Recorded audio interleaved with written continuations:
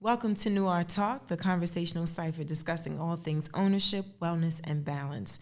Sponsored by Noir Bud, Black-owned luxury CBD brand. I'm your host, Carolyn Gray, and today our guest is none other than my lovely significant other, Carlos Gaviria, president and principal broker of InstaHomes Realty, which is located here in New York. Welcome to the show, babe. Thank you for having me. How you really feeling today? I'm feeling good, feeling blessed and thankful. Thankful to be here with you and, sitting here with you while you're doing your podcast and your baby that you're nurturing and growing with Noir Buds. So I'm thankful and happy. Thank you for committing to it. So I kind of want you to toot your own horn a little bit and tell everyone about your role at InstaHomes and what your mission is with the brand. My role, I'm the admin, office manager. I do the hiring, the recruiting. All the things. Do all the things as of now. But, I mean, historically, I worked in real estate now since 2011, so for about 9 years. Yeah, and before that, I did mortgages from 2002 to 2010, stay with it, in the beginning of the collapse and during the collapse, and then made the transition to real estate. What collapse? What are you talking about? 2008 market crash. Yeah, I was out there trying to get a job, so I know I was collapsing. Okay, yeah, go ahead. Mm-hmm. Yeah. So, yes, I've been in the industry since 2002, so about 18, 19 years now. Mm-hmm. And my mission with InstaHomes is to add value to people's lives. Help people understand the value in making real estate investments, because it is the leading investment that creates millionaires, right? So, I'm happy to be in an industry where, I can create those opportunities. And my mission is to always help, those who don't have the resources and the knowledge, to know about home ownership and providing them the opportunity. Yeah. So.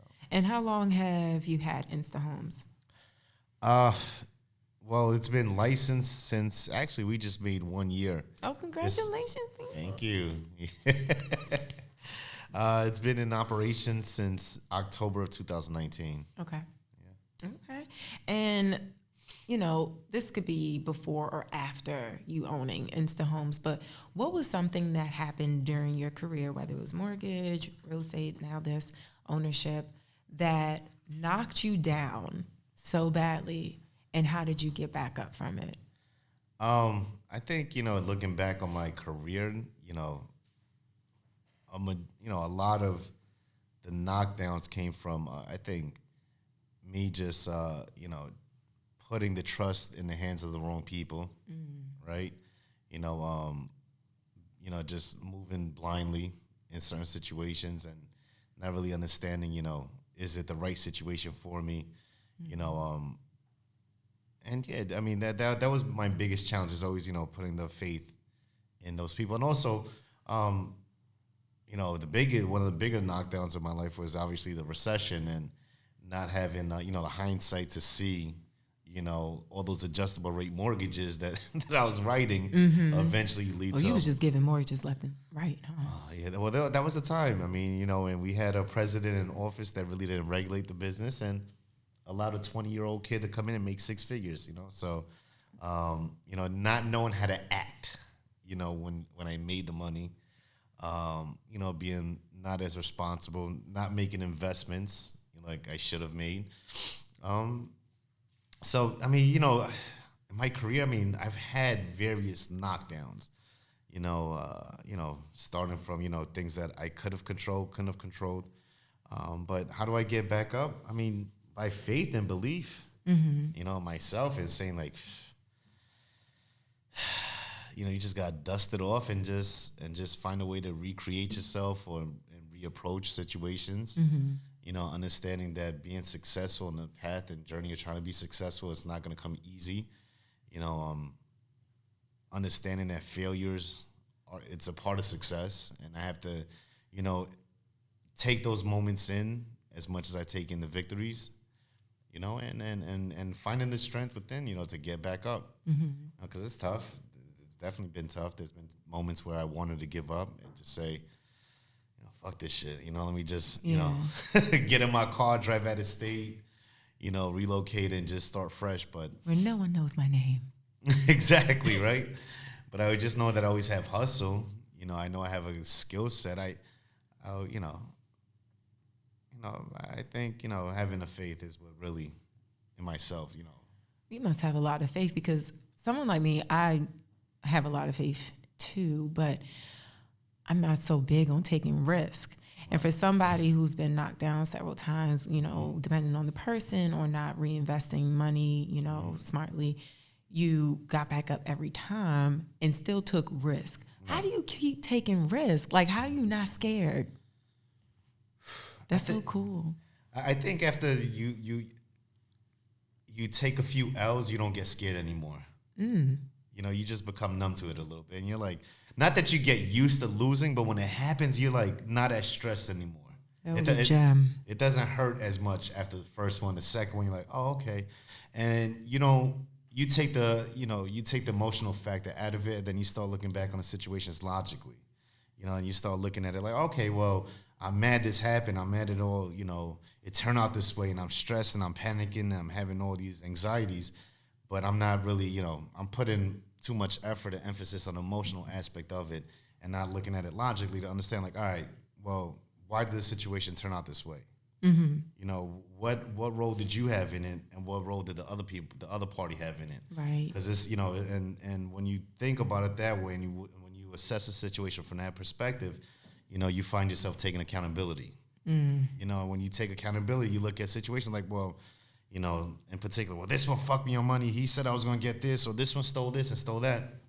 And I look back on it, and for a long time, I was dealing with emotional reaction from the whole situations that, it was counterproductive, but then I changed the perspective and say, like, listen, man the fuck up. You dropped the ball. You made a mistake. Yes, someone stole from me. Yes, someone did that from me. But how could you have handled that better? What can you learn from that? And how can you handle any situation in the future better when those opportunities present themselves again? Okay, so I have a quick question. If you feel like you can disclose, how much money have you, like, what was the biggest loss financially? Well, the first loss, was, it's hard for me to say I took this whole loss entirely, but I would say I did a transaction with someone who I was a partner in the situation, and he had his own legal problems in his whole situation. And when we sold the property, we netted $236,000 from the transaction. And, and this man was desperate in a bad situation, that when we were waiting for the funds to clear, because the funds were wired into the account from the sale, this guy was in a parking lot of the bank refreshing every minute. Shady. Just waiting for the wire to hit. And the moment the wire hit, he just went back and he went into the bank and wired out all the funds in. And did you go to jail? Because I would have. For me, I was at the time, 27 years old. So, it was tough, to deal with that at that age, because it's like, again, and I look at it like as a gift and a curse, because it was a bad situation, but I think, that happened for me to learn humbleness. 'Cause I think if I would have hit that lick and I just would have kept on going and going, I would have been more reckless, right? So even though that's a tough loss, a tough lesson to learn, it's something that, was very challenging, and I just had to, take accountability and like, all right, how could I have prevented that? And in that situation, it's tough to prevent.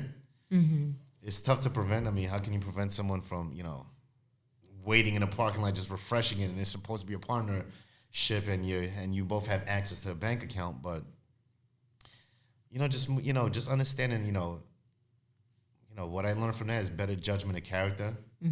Just not just being so naive and gullible when I meet people. I mean, you kept going. And, through the years, you've been dealing with ebbs and flows, Right. lows and highs. As a business owner, it's so important to stay balanced mentally. Right. 'Cause some days will be dark. Right. And you don't know when it's going to be light again.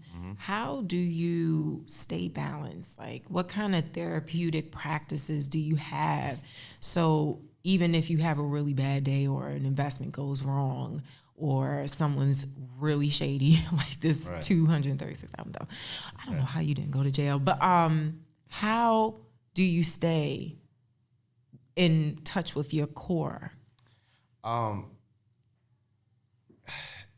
Well, staying active, staying active.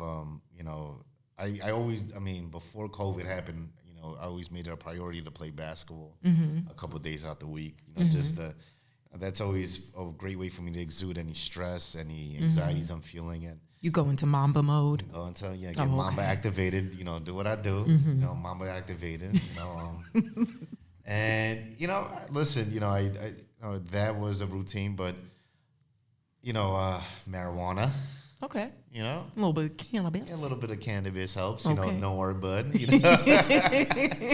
little THC with the CBD. That definitely helps with the anxiety, and now I began doing my my own therapy. Or I signed up and I'm working with a life coach. And how do you feel about that? Because I feel like in Black and brown communities, especially men, it is so taught to just hold it all in or be the provider or be the person that has no emotions or feelings. And there's no need to tap into traumas or feelings. Like, how has that experience been for you going into therapy?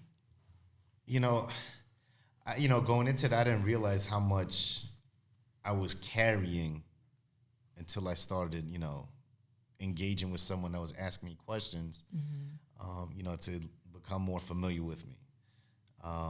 And at first it was difficult. It was like, shit, I had to talk about things that I normally don't talk about, and things that I know are there that affect me, but just never just try to get to the source and core of it. Like, why is that there? Why does that feeling make me feel that way whenever that's brought up or whenever I think about this, right? And, for me, it was like, definitely like after doing a session, I just feel like, all right, I need the day. I need to take the day for myself. And like, it drains you. And just like, because, again, I come from a mindset where, you don't talk about feelings. We're not expressive about it. I wasn't expressive about it. It felt like a cleansing anytime you had a session. Yeah, it does. Yeah, absolutely. It does feel like a cleansing. Yeah, for sure. Now after the first couple of sessions, which I think were like the rougher ones to like really tap into certain things, I feel like now after I do it, it's like uplifting. It's like, you go through that the nitty gritty part of who you are and where you come from and what's affected you. Learning how to truly forgive. I feel like I've forgiven a lot of my wrongdoers and people that have hurt me, but there was other people that are important in my life that I really didn't realize that I needed to forgive them as well. And that was That sounds like such a plot twist. Yeah, it's an uncomfortable place for a lot of people in the beginning. It's very uncomfortable in the beginning, but you got to work through it. And what's, I feel like every time I have a therapy session, I come out with like a few gems, right, to kind of lead my week. Like, what's the latest gem your life coach has dropped on you or something that you realize about yourself? Well, my resilience, I would say, is the gem that he made me acknowledge about myself, which I wasn't giving myself credit for. As like you said, being knocked down so many times and still getting back up, and like, I put my hands up again and ready to give it another round. Right. So, that, but I think, the gem that he's got me, working on, and I'm trying to figure out like the answer to this question, like what is Carlos, my true purpose? Is it just business? Is it just, being successful and making money? What is it that, what's my true purpose for living? Because it just seems like, what feels like, I'm only living to try to be successful and make as much money as possible. But it can't be all about that. You know, I got to have a greater purpose. And what does that look like? What is that? And what does that look like? Yeah, that's a real big journey. Yes, it's tough, you know. I think, you know, trying to reprogram myself into thinking differently, you know, coming from a single parent household, you know, having to be the man of the house and being a provider and, you know, just growing up with all that responsibility, you know, it's just, I never took the time out to actually be human, I feel like. You know what I'm saying? I feel like I've been just straight hustle business, and like an occasional good time here and there, you know, so, you know, I don't want to live, you know, I only get one time here, so I guess he's just trying to make me understand that, you know, you only live one life, and what's your greater purpose? What's that, you know, it can't just be about money. You got to think about, you know, what keeps you centered, what motivates you. I mean, well, that being said, you know, looking at, you know, how we started the conversations, like you are a business owner, this is how you keep going, but then also now we're tapping into a space of therapeutic healing, you know, and with that combination now coming into your life as a business owner, what is a generational curse that you are looking to break, that you've realized, you know, recently through this healing? What's something that you are focused on breaking, whether it's your family or other families like yours?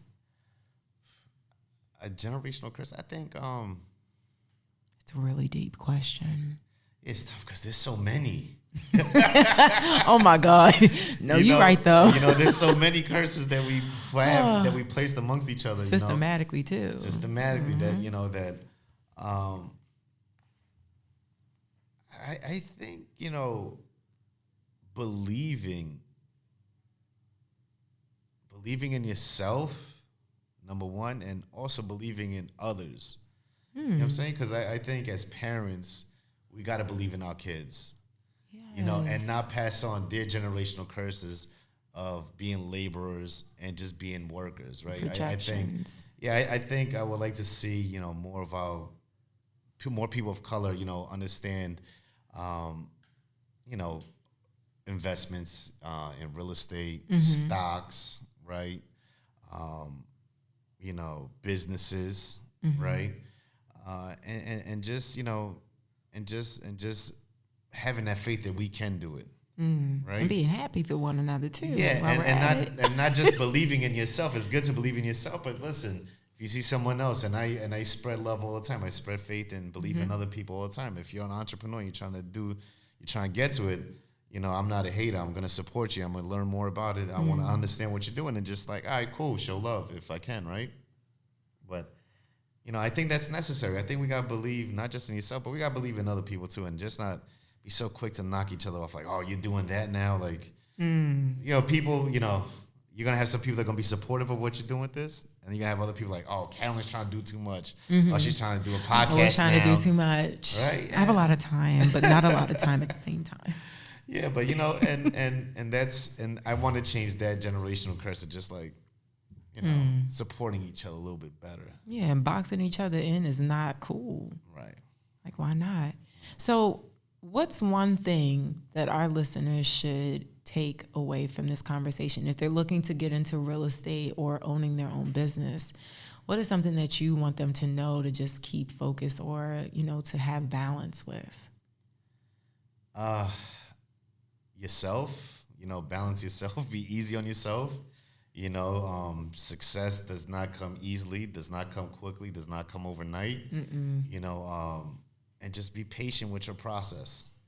I will say you definitely, even before that question, in life in general, since I've known you, you've always been that type of person to spread that message.